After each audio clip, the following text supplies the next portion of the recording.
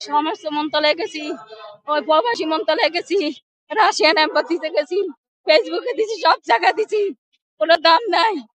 লাস্টে আমার ছেলের নাম মোহাম্মদ জুয়েল রানা। আমাদের বাড়ি আছে চাঁদপুর, আমরা থাকি মিরপুর 11 লালপেটা। জানে আমার ছেলে দুইটা, এটা আমরা ভাইরাল হয়েছে ছবিটা 2টা বাজে হাতে পাইছি। আর আমার ছেলে রাত্রে 12টা বাজে আমার ফোন দিছে, দিয়ে আমার ছেলে বলছে, আমি কি বাবা রে তুই কেন গেলি? মা আমার এরকম হোটেলে খাইতে বসে এনতেনে নিজে নেওয়ার পরে আমারে এই জায়গায় লয়ে গেছে। মা তুমি দোয়া করো আল্লাহ পাক যদি আমারে ফিরিয়ে আনে, আবার তোমার সাথে দেখা হইব। আমার ছেলে আমার ছেলে জুন মাসের 2 তারিখে ভিডিওটা পাইছি, যে দুপুর 2টায় শনির সোমবার দিন। আর আমার ছেলে ভিডিও রাত্রে 12টা বাজে আমার দ্বারে ফোন করে, বেশিক্ষণ কথা কয় নাই। হ্যাঁ, ভিডিও পাওয়ার পরে রাত্রে 12টার পরে আমরা আমার দ্বারা ফোন দিছে, ফোন দিয়ে বলছে, মা আমার এইখানে ওরা এইভাবে নিয়ে আসছে, মা আমি জানি না, দোয়া করো আমার লাগে, আমি যদি বাদ যাই।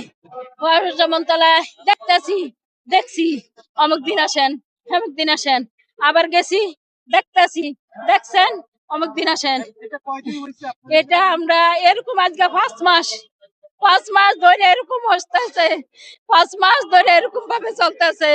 থানা জিডি করছিলাম, আমি ওই জিটির কাগজটা হারিয়ে লেছি। আমি আবার জিটি করব মনে ছিল না, কাগজপত্র সব হারিয়ে লেছি। আমার 3টা ছেলে মেজু, আর আমার ছোট ছেলে সফটওয়্যার ইঞ্জিনিয়ারে পড়ে। মোহাম্মদ জুয়েল রানা। মোহাম্মদ সবুজ। না না, ওর বাবা প্রবাসী ছিল সৌদি।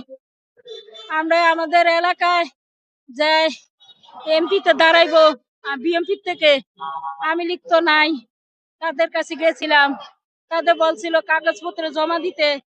দেখি কি অবস্থা, উনি ভালো কথাই বলছে, আফসোস করছে, আমার ছেলে নিয়ে অনেক আফসোস করছে। উনির নাম হচ্ছে কি জানি আমিনুল, অনেক আফসোস করছে, অনেক সান্ত্বনা দিছে। আমাদের এই যে মিরপুর 11 গ্রামের বাড়ি নাই, আমাদের গ্রামের বাড়ি নদী ভাঙ্গা গেছে, আমরা এখানে বাউন্ডাবাদে থাকি, আমাদের বাড়িঘর নাই, বুঝছেন।